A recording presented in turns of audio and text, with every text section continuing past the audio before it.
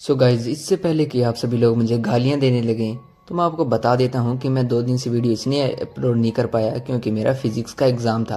और आप जानते हैं कि फ़िज़िक्स कोई आसान चीज़ नहीं है, तो उसके लिए माफ़ी चाहता हूँ। तो आप चलिए चैप्टर को शुरू करते हैं। इस चैप्टर की स्टार्टिंग होती है और हमें आर्थर के मॉम और डैड को दिखाया जाता है, जो कि वहां पर पोर्टल के पास में खड़े हुए थे, जहां पर वो वॉर में ज्वाइन होने के लिए जा रहे थे। लेकिन जो आर्थर था वो उन्हें पूरी कोशिश कर रहा था रोकने की। वो उनके साथ बहस कर रहा था कि वो कृपया यानी कि प्लीज यहाँ पर वॉर के अंदर ना जाएं और अपनी लाइफ को रिस्क में मत डालिए। जिस पर उसके मॉम डैड बिल्कुल भी ध्यान नहीं दे रहे थे और वो उसे मना कर देते हैं और कहते हैं कि हम वहां पर जरूर जाएंगे और तुम हमें बिल्कुल भी नहीं रोक सकते हो। जिस पर आर्थर कहता है कि आप प्लीज मेरी बातों को मान लीजिए, लेकिन वो उसे बिना कुछ कहे वहां से चले जाते हैं। जिस पर आर्थर हमें बताता है कि उन्होंने जाने से पहले मुझसे बस एक ही बात कही कि यहाँ पर हम मौत को तभी देख सकते हैं जब हमारा कोई लव्ड वन मारा जाता है। जिस पर आर्थर हमें बताता है कि लेकिन मैंने तो इससे कुछ अलग ही सीखा था कि जब हमारी कोई मौत हो जाती है तो हमें उससे ये पता चलता है कि और वो हमें ये याद दिलाती है कि हमें हमारे किसी भी लव्ड वन को यहाँ पर मरने से बचाना होगा। फिर उसका सीन जो चेंज होता है और हमें आर्थर के कमरे की ओर दिखाया जाता है, जहाँ पर वो अभी भी काफी ज्यादा मायूस बैठा हुआ था। वो अभी भी वही बातें सोच रहा था कि वो अपने मॉम डैड को वहां पर वॉर में जाने से नहीं रोक पाया था। जिस पर सिल्विया आते हुए उससे कहती है कि तुम अच्छे से जानते हो आर्थर कि अगर हमें किसी से भी अपने रिश्ते को तोड़ना है, अगर हमें किसी से दूर होना है, तो हमें उसकी शुरुआत बहस से करनी होती है।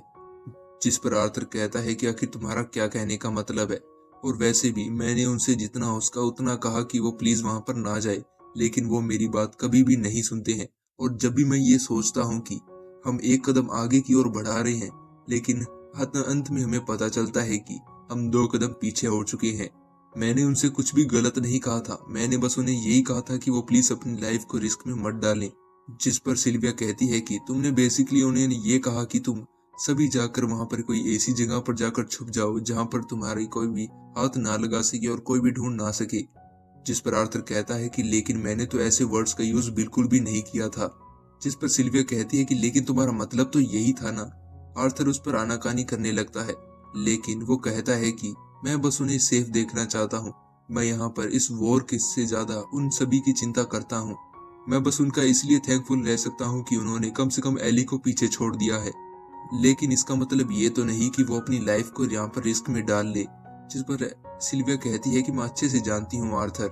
जिस पर आर्थर कहता है कि मैं बस ये चाहता हूँ कि उन्हें ये पता लगे कि मैं उनके बेटे के रूप में उनकी चिंता करता हूँ, मैं उनका एक सन हूँ। जिस पर सिल्विया कहती है कि मैं चाहती हूँ कि उन्हें सच्चाई का पता चले, लेकिन ये उनके लिए काफी ज्यादा मुश्किल रहेगा। लेकिन उनके लिए ये सब कुछ करना काफी ज्यादा आसान नहीं होने वाला, क्योंकि वो अपना बेस्ट देने की कोशिश भी कर रहे हैं। जिस पर आर्थर कहता है कि वैसे सिल्विया, आखिर तुम्हें कब पता चला था मेरी सच्चाई के बारे में। जिस पर सिल्विया उसे बताती है कि वैसे अगर मैं तुम्हें सच बताऊं तो मैं ये शुरुआत से जानती हूँ, जब से मैं बोर्न हुई हूँ। मैं तुम्हारी हर थॉट को सुन सकती हूँ जब से मैं बोर्न हुई हूँ। जिस पर आर्थर ब्लश करते हुए कहता है कि क्या तुमने मेरे हर एक थॉट को यहाँ पर सुना है, वो भी डायरेक्टली। जिस पर सिल्विया कहती है कि हाँ बिल्कुल। जिस पर आर्थर कहते हैं कि आखिर फिर तुम तभी हमारे क्वेश्चन का आंसर क्यों करती हो जब भी मैं तुम्हारे साथ डायरेक्टली बात करता हूँ। जिस पर सिल्विया कहती है कि तुम्हारे साथ माइंड रीड करना यानी बात करना इतना ही आसान है जितना कि लाउडली बात करना होता है। जिस पर वो काफी ज्यादा हंसी मजाक करने लगते हैं, जहाँ पर जो सिल्विया थी वो आर्थर को काफी ज्यादा छेड़ रही थी।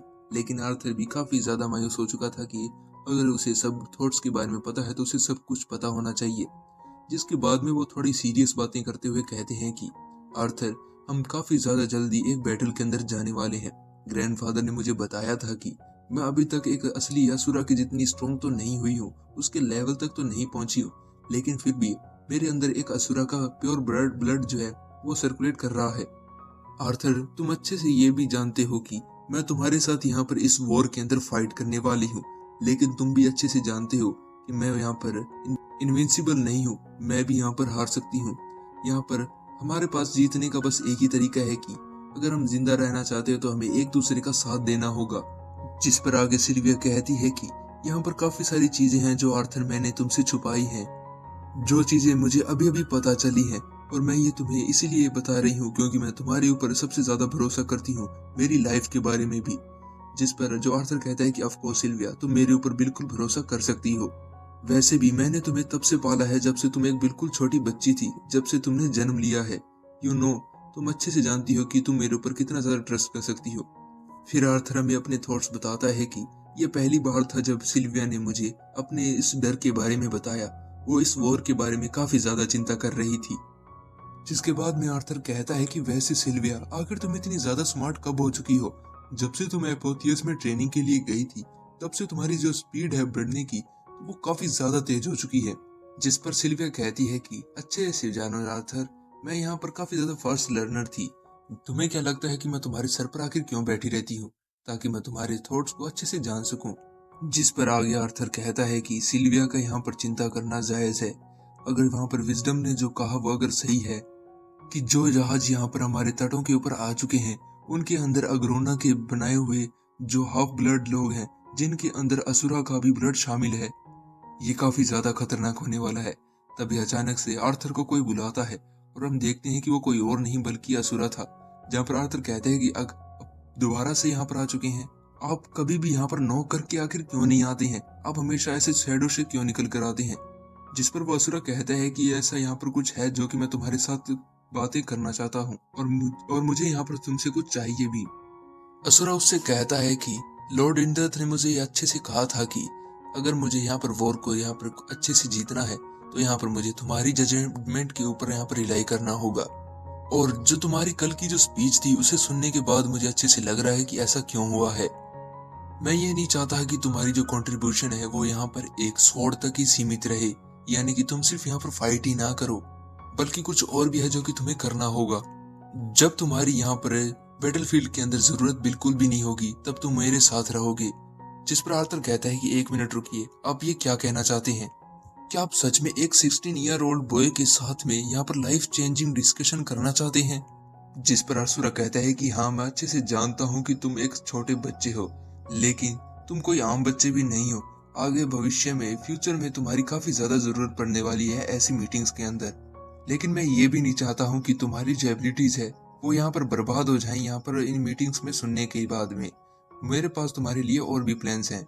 जिसके बाद में आर्थर कहता है कि लेकिन एक बात ये जानने वाली भी तो है कि आपके बारे में क्या ख्याल है, जबकि आप इतने सारे लोगों की मदद कर सकते हैं, लेकिन फिर भी आपको यहाँ पर उनकी मदद करने से रोका जा रहा है।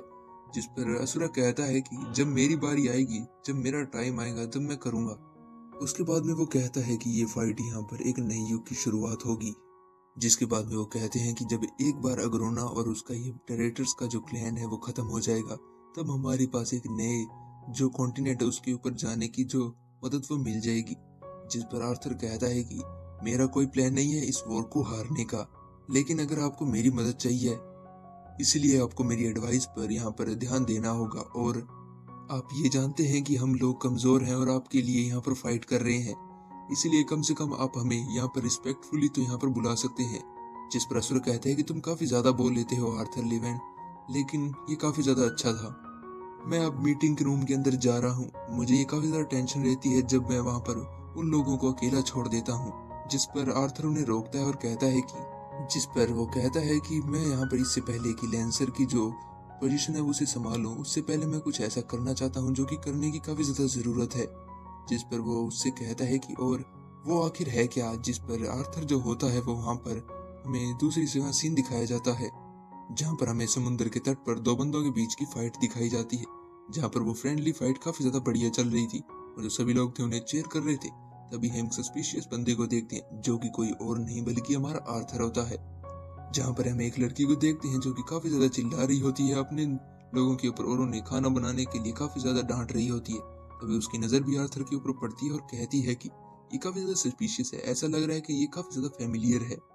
जिसके बाद में आर्थर वहां से जाते हुए कहता है कि सिल्विया देखो, मुझे यहाँ पर कोई भी नहीं पहचान सकता है जब तक मैं यहाँ पर इससे छिपा रहूंगा। तो फिर जो आर्थर होता है उसकी नजर उस फाइट पर जाती है जहाँ पर वो काफी ज्यादा गौर से उस फाइट को देख रहा था, जहाँ पर सिल्विया उससे कहती है कि ये तो एक हाफ ब्लड है, ये एक एल्फ है। जिस पर आर्थर कहता है कि हम इनमें से काफी ज्यादा उसे नहीं मिले हैं। जिसके बाद में जो आर्थर होता है वो वहां से जाने लगता है और कहता है कि चलो हम अपना काम करते हैं। फिर वो कहता है कि चलो हम जाकर कैप्टन से मिलते हैं, मुझे काफी ज्यादा जरूरी मिलना है उनसे। फिर वो जैसे ही कैप्टन के टेंट के बाहर पहुंचता है, तब वहाँ पर जो गार्ड होता है वो उसे रोक लेता है और उससे कहता है कि आखिर तुम्हारा क्या बिजनेस है कैप्टन के साथ में और तुम उनसे क्यों मिलना चाहते हो। जिस पर आर्थर कहता है कि मेरा उनसे मिलना काफी ज्यादा जरूरी है और क्या ये कैप्टन का ही टेंट है ना। जिस पर वो बंदा कहता है कि हाँ ये वही है, लेकिन अब तुम्हें बताना होगा कि आखिर तुम वहां से क्यों मिलना चाहते हो और मैं तभी तुम्हें आगे जाने दूंगा। तभी जो आर्थर होता है वो अपने लैंसर का टोकन उन्हें दिखा देता है, जहाँ पर वो जो गार्ड होता है वो काफी ज्यादा डर जाता है और कहता है कि जनरल मुझे माफ कीजिएगा, मैं यहाँ पर ऐसा नहीं करना चाहता था। जिस पर आर्थर उससे कहता है कि प्लीज तुम इतना जोर से मत चिल्लाओ ताकि यहाँ पर लोग इकट्ठा ना हो जाएं। जिसके बाद में वो अंदर जाते हुए कहता है कि कैप्टन आपसे मिलकर काफी ज्यादा टाइम हो चुका है। जिस पर सिल्विया कहती है कि मुझे तो इन्हें याद देखता ही याद आ चुका है और मैं इन्हें अच्छे से याद हूँ। जिस पर वो कहता है कि हाँ ये है प्रोफेसर ग्लोरी। और इसी के साथ में ये चैप्टर यहीं पर एंड होता है। मैं जानता हूँ कि आप सभी लोग कह रहे होंगे कि एक तो तुम्हारी वॉइस क्वालिटी खराब हो चुकी है और ऊपर से तुमने यहाँ पर ये क्या कर दिया है वीडियो के साथ में, जिस पर मैं आप सभी से माफी चाहता हूँ। मैं यहाँ पर रिकॉर्ड नहीं कर पा रहा हूँ अच्छे से, लेकिन मैंने कुछ न्यू सीरीज को ढूंढा है और उनकी मैं लगभग 1.5 घंटे की या फिर 2 घंटे की वीडियोस को अपलोड करने वाला हूँ। और आप मुझे बताइए कि आगे कंटिन्यू कौन सी करनी चाहिए।